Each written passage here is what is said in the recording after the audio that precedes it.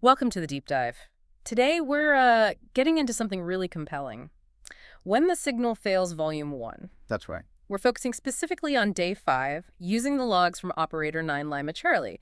We have touched on the earlier days before. We have. But to really understand Day 5, we need that context. So we'll do a quick recap of Days 1 through 4 first. Absolutely. And our goal here is really to explore how everything holds together or doesn't when society just unravels. How information, resilience, humanity itself, Yeah. how it endures, Yeah. and how these tiny signals, these whispers and the static can mean so much in a world gone silent. 9 Lima Charlie's log is quite a testament. Okay, let's set that stage then. Day 1, he calls it the ghost ping. What's the immediate situation for him right after?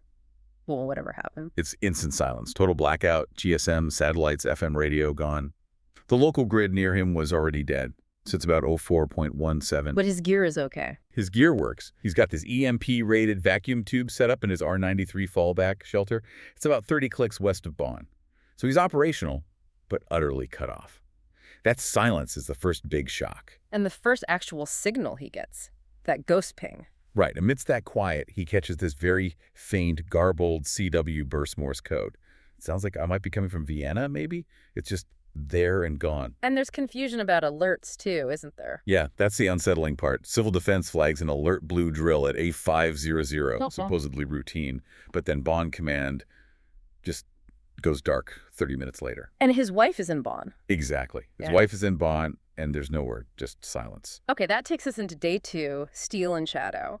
The shift from silence to something else. Yeah, the silence is still there, but 9 Lima Charlie starts sensing it's moved beyond just, digital failure. He calls it kinetic phase. Boots and steel.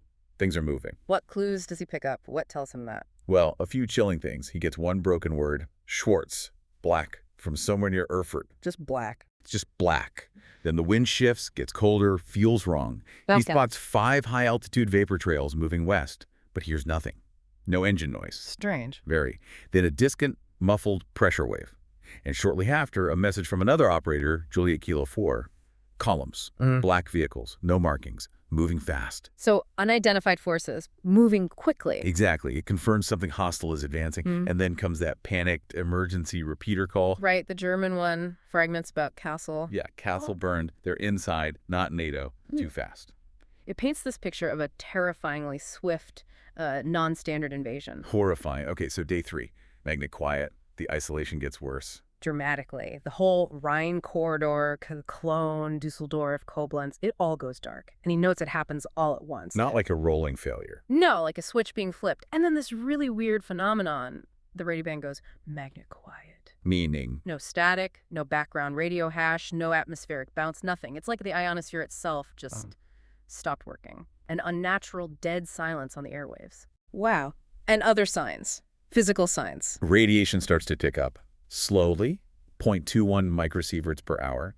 Still low, think like less than a dental x-ray over time, but it's definitely climbing. A bad sign. A very bad sign. And then there's this image from his upper hatch camera, a single figure limping, in uniform, collapsing just outside his perimeter fence. Then he can't help. Protocol, strict contamination protocol. He has to stay sealed. It's a brutal moment, highlighting these impossible choices between duty and, basic humanity. Yeah, that's tough. And his network is shrinking too, right? He gets a couple more brief contacts. Very brief, very chilling. Echo Romeo 1 sounds Dutch. Rotterdam's burning. They're not human. Not human. What does that even mean in this context? Exactly. It's terrifyingly ambiguous. Then Juliet Kilo 4's final message. EMP over Metz. Sky rippled. Lost visual. And that's it. So he started with how many operators? 12 across Germany initially, then maybe 6. By the end of Day 3, he thinks, just me again. He's becoming this lone point of contact in a collapsing world. Which leads us to Day 4. Ash over Rhine. The environment itself is changing now. Drastically. Radiation peaks near 0.68 microsieverts, settles a bit lower but keeps climbing. And the wind shifts, south by east. Ash. A thick ash cloud starts rolling in, staining everything. He describes the Rhine River basically becoming this wall of fallout and ash and fear. The physical barrier now, a frontier of loss. And there was a flash, too, over Wiesbaden. Yeah, a bright, silent flash. Suggests something massive, maybe exoatmospheric, maybe nuclear. Very bad. But then a crucial piece of information gets through, right? From Italy. Yes, from the Verona ARDN team. Yeah. Amateur Radio Emergency Network. These guys are prepared. They send a compressed data burst. And it confirms. Ligurian coast hit. Chemical trace in rain. So it's official. CBR and events. Chemical, biological, radiological, nuclear. It's happening. Yet even with that news, he keeps trying to connect. He does. He sets up a voice beacon looping every 6 hours, specifically for his wife. Yeah. This is 9 Lima Charlie. I'm still on air. I'm still looking.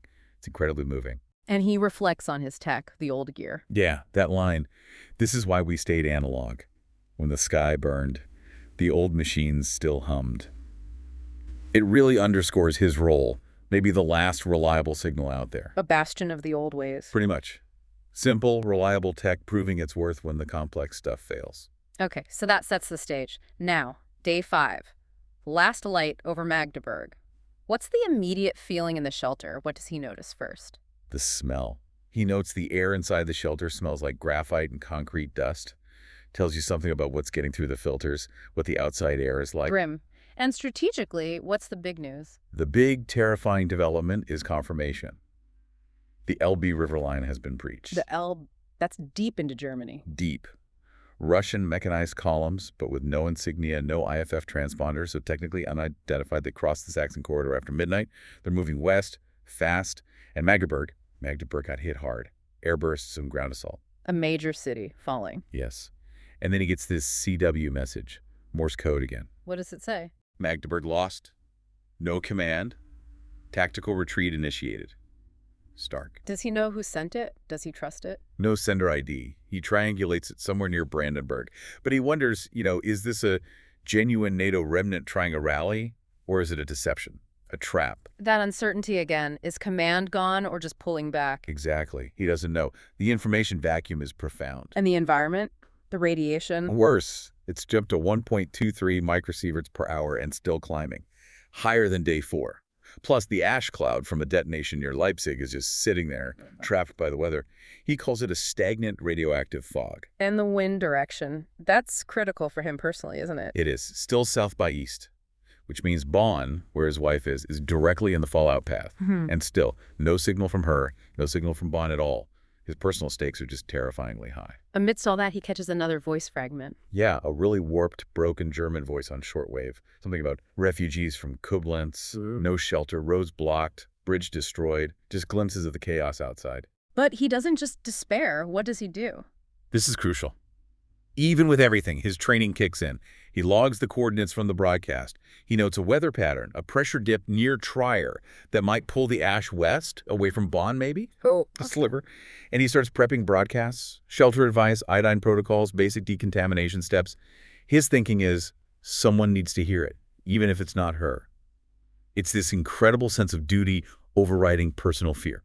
Then he pulls up something old, a NATO protocol. Yeah, like Cold War era, 1982 Field Protocol R-15, and it's chilling. What does it say? Basically, if the Elbe is breached, fall back west of the Rhine. If the Rhine cannot be held, Yes. nuclear authorization is conditionally escalated to level red. Level red. What does that mean exactly? For you listening, what are we talking about here? We're talking strategic parity response. That means global thermonuclear exchange, the absolute final option.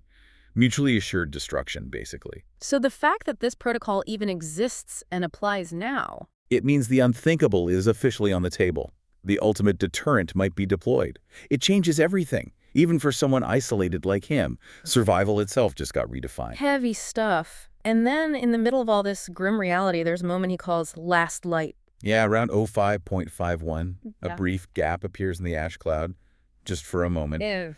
A single shaft of sunlight hits his old antenna tower outside, turns the steel gold, he says, like a cathedral spire.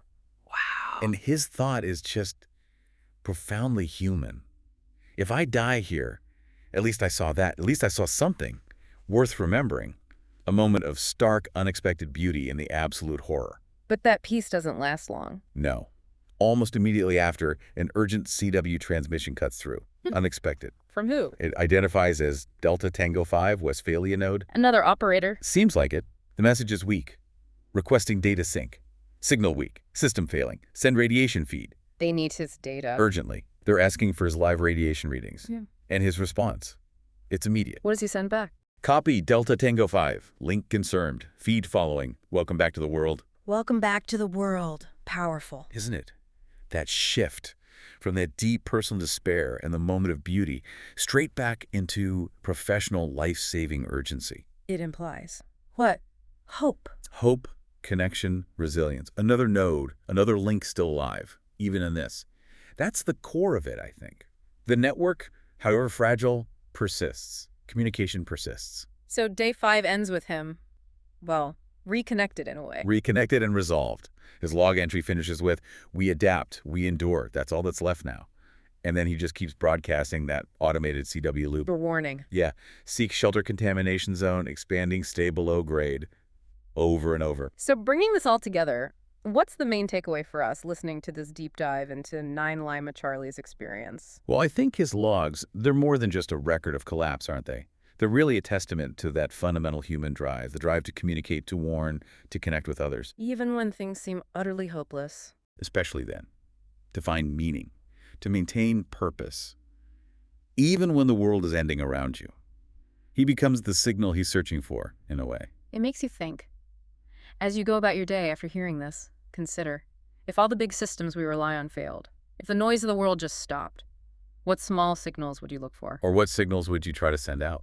What unexpected bit of connection or even beauty would still matter?